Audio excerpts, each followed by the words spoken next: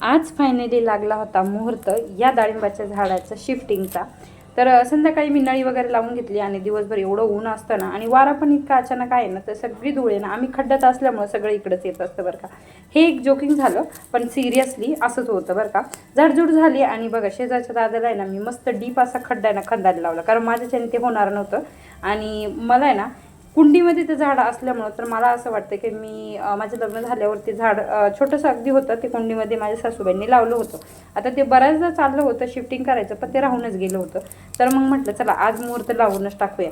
आता दोन ऑप्शन होतं, एक तर कुंडीसहित खाली झाड लावायचं किंवा मग कुंडीतनं कुंडी फोडून टाकायची, पण मला हे दोन्ही ऑप्शन अजिबात चालत नव्हते।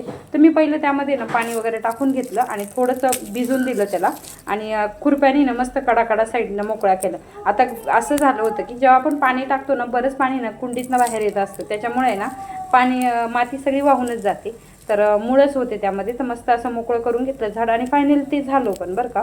आणि त्यानंतर खड्ड्यात त्यांना थोडं शेणखत वगैरे टाकलं, पाणी टाकलं आणि बघा मस्त झाड त्यामध्ये काढून ठेवून दिलं आणि बघा आणि माती वगैरे लोटून दिली आणि छान असं आळं आहे ना हे दादाकडनंच मी करून घेतलं।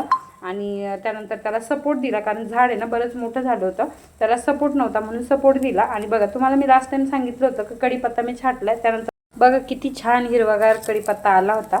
तर भेटूया पुढच्या ब्लॉगमध्ये, बाय बाय।